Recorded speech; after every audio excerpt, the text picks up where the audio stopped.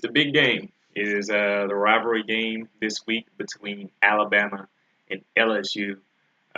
This is going to be fun. Of course, I wanted to make this video, and I had time to make this video, so I'm happy to do this because a lot of people believe LSU is going to be one of Alabama's, harder tests up to this point. And of course, I had to address that. I wanted to make a video to kind of give you what I see from LSU and what I think they're going to try to do in the Alabama game, what they want to do, and whether they'll be successful and whatnot. This is just a little preview. I'm not really going to I may give a prediction at the end. We'll see. But anyway, I focused on LSU versus Mississippi, Ole Miss, and the LSU versus Auburn game, mainly because people like TJ LSU Dad, just a little shout out to him. He said the team has they're a different team since their loss to Troy, and so we should base most of our analysis, based on how they've done since then. So I say, I'll look at how they've been since then, and then I'll make an assessment, and I'll give you what I got. So first of all, I'm going to generally go over what I see from this LSU team, and then I'm going to give you some examples from both of these games. Not a lot. I don't want to make this into a severely long video. Besides, I have to go to work soon. But anyway, let's get into it. So LSU on offense, we know they have Matt Canada as the offensive coordinator.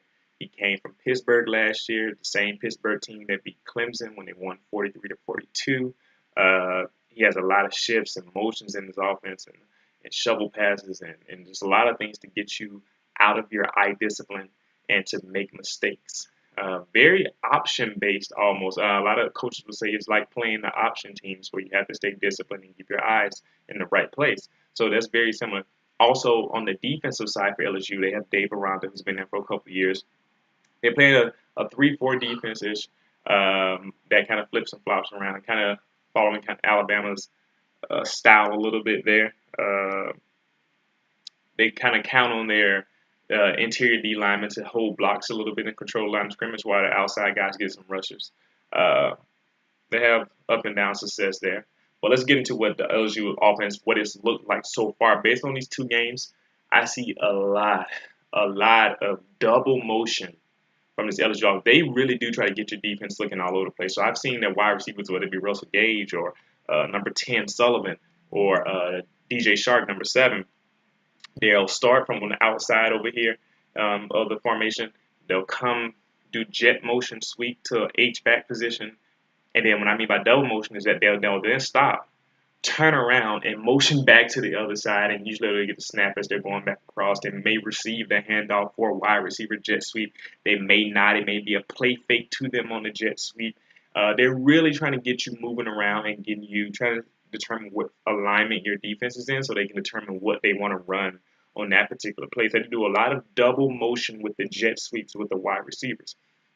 Not only that, they also like to use their tight ends and their H-backs a lot in motion. So when they aren't doing the jet motions with their wide receivers, they usually have their tight end like number 84 and the other guy number 18. They'll flip and flop. I'll see the tight end start on one side of the line of scrimmage a lot of times. And before the snap, they'll flip. Both of them will flip to the other side, and they'll try to outflank your defense by having more tight ends on the other side. And sometimes they won't even do that. They'll move the H-back back over and have him lead block up the middle. They do a lot of stuff to try to get you out of position. And along with that, at times they will also have both of their running backs. I guess you can say they have 2 starting running backs. Darius Geis, number 5. A lot of people know about him. They were pushing him to be a Heisman contender early in the year. And number 28, a lot of people may not know as much about him, Darrell Williams, who's a really tough bruising back. Geis is more of the shiftier, more elusive guy, but he's still a really tough runner too. Had a really good game against Ole Miss. Go look at that if you want to see him kind of just light it up there. So they like to put both of them in at the same time, so you can't key on one of them, and they'll play them off of each other and use motion and move one out of the way, let one of them be a lead blocker, use the other one as a decoy while they dump the pass off to the other one. They try to do a lot. Now, with all that said, that's what they like to establish. That's what they want to do. And they also like to have Danny Etling, who's their quarterback, number 16. He's pretty safe. He tries not to make a bunch of mistakes. He won't try to force the ball into places. They like to keep a little short routes and play fakes off the motion and try to dump it to the tight end. I saw it a couple of times. And they'll actually take a shot every once in a while down the field. And he usually will not put the ball in a bad position. He errs on the side of safety when it comes to throwing the ball. just trying to protect themselves and not trying to get too crazy. Although at times he's shown the ability to make a beautiful pass. I may highlight one of those. And just in general, their offensive line is young, and in my opinion, what I see, they're really not that strong. The offensive line for LSU doesn't get a lot of push. They don't get a lot of strong push. They do show their tendency to sometimes get a hat on a hat. That's when they're at their best, when they can just get somebody on top of the defender and then let their running backs go to work and maybe get some gaps. But they do not get a lot of push. They just don't. And they also have a true freshman left tackle, number 77. Um, he's been beat quite a few times by Breland Speaks in the Ole Miss game a lot, by the Auburn guys, Marlon Davidson and Paul James. They kind of put some work on him. So that true freshman left tackle is somebody to watch in this game. Now, onto the defensive side. Well, they have number 18 at left end sometimes, number 99 Gilmore at nose tackle sometimes. I say sometimes because they flip around. They don't have a lot of depth at the defensive line spot. They have about guys who are like 6 deep maybe. So maybe like starting and backup. And number 90, I forgot his name, but he's at the right end. Then, of course, they have Arden Key, who's playing like Sam/Jack linebacker role. And also the other guy who will come in when they have their real 3-4 is number 23, and I don't know his name. They have two linebackers who have good speed, are Devin White, who's number 40, and then number 24, I don't remember his name right now. Now, the secondary is really interesting because their secondary is definitely the strength of their team. You know, they like to call themselves DBU as well. Their safety, number 9, I forgot his name. Is it Delbit or Nelbit? I can't remember his name. He's a freshman. Also, cornerback number 29, Greedy Williams. Yes, his name is Greedy. It's not his real name, but it's his nickname. Greedy Williams, he's number 29. He is the starting field corner for LSU, and he's actually a really good corner. He plays really well. He is a true freshman, so he may make a mistake here and there, but he definitely plays the ball well and knows how to do his assignment. That's Greedy Williams. And, of course, we know Kevin Tolliver II, who plays boundary corner for LSU. He's a tall guy, 6'3", plays the ball well, has good instinct, can break on the ball. With that said, the secondary is their strength. They play hard, they play discipline, but the front seven is a little bit weaker, specifically the defensive line. Not Keith, he's a really good pass rusher, not good at holding up on the line of scrimmage, I've noticed. But 18, 99, and 90, they do not hold up well in their gaps at times. I've seen them get pushed down to the ground a few times, and I'll highlight this. I'm not just saying this just because. They get pushed down and moved by the offensive line. They really don't control the line of scrimmage as much as you would like 3-4 linemen to do so. And the linebackers at times, right, because they're a little bit smaller, don't get to their gaps fast enough or well enough, and they end up getting blown out of the play, giving up more rushing yards. So this LSU team has been susceptible to a little bit of run. Now, let's get into some of the plays that highlight why I say some of these things. So, starting with this LSU versus Mississippi game. 14-minute, 9-second mark of the first quarter. LSU shotgun, 2 tight ends. Both of them flip to the right side of the formation. Darius Geis then motions from the left wide receiver spot to receive the jet sweep. It's that type of stuff. Now, the next play, 13 minutes, 55-second mark, they do another tight end motion, and then they do a wide receiver jet motion before they hand the ball off to the running back for the dive play. And stuff like that. 12 minutes, 47-second mark of the first quarter of the LSU versus Ole Miss game. A lot of pre-snap motion from Darius Geis. But then offensive line, this is where I get into the offensive line getting beat. Number 66 is beat easily with his hands. He doesn't do a good job of using his hands to give up the tackle for loss. 11-minute, 25-second mark. This is another example of the offensive line struggling. Left tackle number 77, the true freshman, is beat by a bull rush start, and then it's like a spin move to finish it combo. Flushes Danny Etling out of pocket, and then he ends up taking a sack on the right sideline. And Danny Etling should have thrown the ball away here, so it was a bad decision by him. Let's see. Where am I going to go next?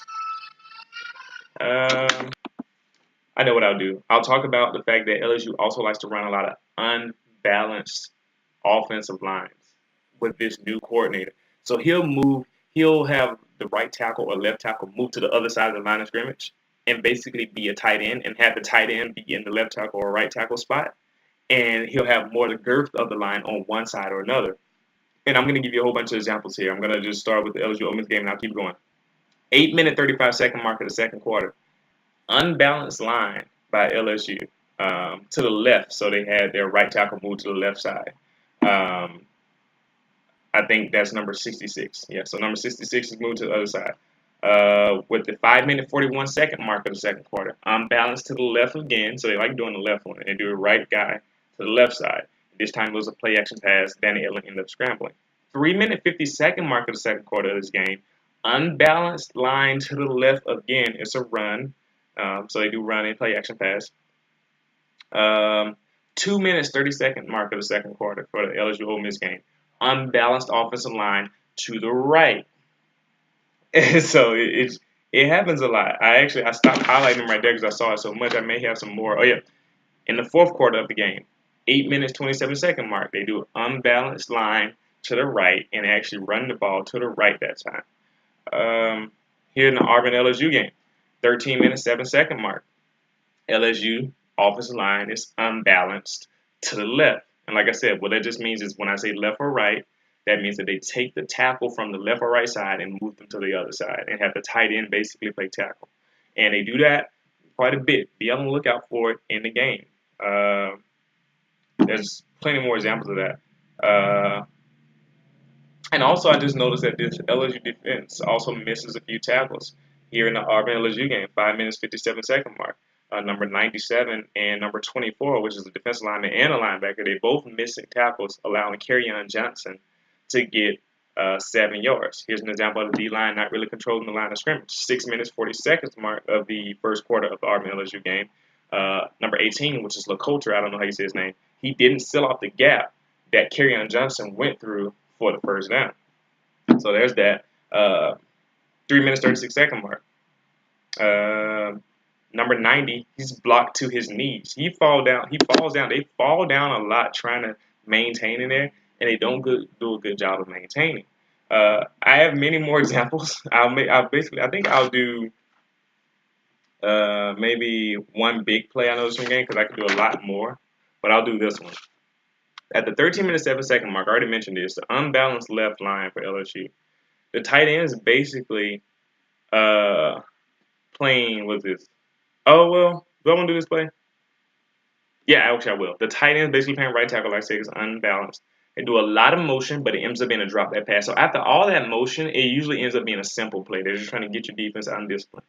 The Auburn offensive lineman, Marlon Davidson's already on top of Danny Etling, so he wasn't fooled from the beginning of the play. So Danny Etling does this. This is what he does when he's under pressure. He falls away, and he ends up throwing the ball and puts it right in the Auburn defender's back. So he falls away and makes an ill-advised decision on that throw. It was nowhere near completion. The tight end, number 84, was the target. And they actually liked doing this play because they tried to do it against Ole Miss. It worked. They got a long touchdown.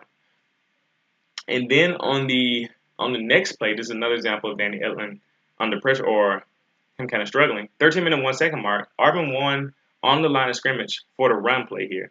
And they get no gain. Danny Etling part's coming up next. So at the 12-minute 25-second mark after that play, they do solid protection for Danny Etling, but the late pressure on the blitz gets to Danny Etling, but he still has time to throw to a wide open DJ Chark, who ran a in and go route. So he ran up, ran into the middle of the field, and then went back out to the top of the route. Chark, though, had to wait for the ball a bit, but he ended up catching it. But unfortunately, because he had to wait and slow down and catch this pass that Danny Etling kind of fell away throwing because of the pressure, the safety was able to recover and force the fumble. So what I see from Danny Etling is he won't make a lot of mistakes, but sometimes he's too careful, and also he's scared to take some hits when the pressure's in his face, so he'll underthrow or shortchange the ball, which you can't do as the quarterback. And when you're playing against Alabama, that's going to be trouble. So basically, when I add all this up, and I even get into all the details, I see an LSU defensive line in the interior that cannot hold up consistently.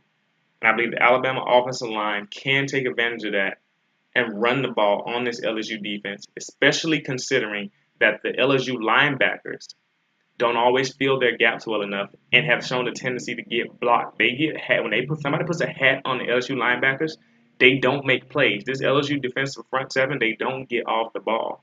So the LSU secondary is going to have to make up for what they may end up giving in the running game. With that said, LSU's DBs, they had 2 true freshmen. In the Auburn game, the true freshman safety, number 9, got beat by Will Hastings, and I believe it's due to his inexperience, on a route where the safety he saw the slot guy trying to run a route, and the guy gave him really good footwork and make him think that he was going to run to the outside toward the sideline. So he turns his whole hips to the sideline, and then the wide receiver Hastings cuts back to the inside, runs straight up the field, long touchdown, easy catch and touchdown for Armin. That type of thing can be taken advantage of for Alabama because we have few receivers who have route running that can do that. Jerry Jeudy and Calvin Ridley uh, and then Devontae Smith and Henry Ruggs. They have great route running ability.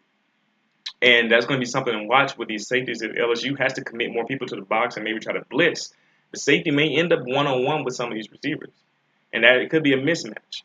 Also, with that true freshman cornerback who's playing field corner, he's going to end up going against guys like Robert Foster and Jerry Jeudy and whoever switches out over there. It's going to be an interesting fight over there between who is going to take advantage of that matchup, which true freshman or senior and that sometimes is going to win that matchup. And I believe Alabama can take advantage of that.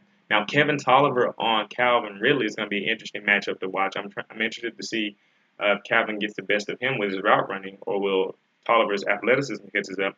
But I don't see this LSU front getting a lot of pressure, giving Jalen plenty of time. And if that's the case, and Alabama's able to run the ball, LSU is going to have to come up to try to stop the run. Now, when they do that, that's going to leave the middle of the field open. And Jalen Hurts has already shown, based on what I showed you in my Tennessee versus Alabama analysis, that he can attack the middle efficiently and accurately. It's going to be a long day for LSU if they can't stop that. So and then not to mention the fact that Alabama's defensive line, I believe, with LSU not being able to get pushed, they won't be able to run the ball on Alabama, meaning that they're going to need Danny Etling to take over the game for them. Danny Etling is going to have to turn into Jay Manziel, Cam Newton, somebody, Chad Kelly, and hopefully his receivers can take advantage of Alabama's defensive backs, which is Alabama's strength, actually, and then try to win like that. I don't see it happening. LSU's offense will not be successful. The only way the LSU offense can be successful is if Alabama's defense loses discipline. If they don't keep their mind straight and their eyes get fooled by the motion and all that. But Nick Saban's defenses usually don't. The only time I've seen it happen really was against Georgia Southern back in 2011 when they ran for over 300 yards rushing because they had that real triple option offense. And Alabama hadn't seen that. But I don't see that happening with the LSU team being able to do that against Alabama. I just don't see it. Their offense won't be able to maintain any level of success. And I believe Alabama's offense is in a great position to actually put up a bit more points. So actually, I will predict. With all of that said, LSU and Alabama usually plays really tough games, though. So I can never really just predict a full-on blowout. And it's kind of hard to do in any rivalry game. That's why Alabama should blow out Auburn sometimes, but we don't because they just play so hard. And LSU's a good rival. So I always respect LSU for the hard games they give us. But I don't see this game. I see this game being more like, 2015, 16, where Alabama's got the game in hand, but LSU may make it seem a little bit closer because they won't give up as many touchdowns. But I can easily see this being like 31-10, 31-13. I'm not even. Oh man, I'll give them two scores because of the emotion and it may cause some trouble. I'll say like 31-10, Alabama over LSU. That's my game. That's what I got about LSU. Let me know what you all think. Let me know if you think I'm completely wrong. Put it in the comment section. Detail to me what you see from this LSU team. Detail for me what you think Alabama will do or won't be able to do. And we can talk about it in the comment section. Thank you for listening. I'll see you next time.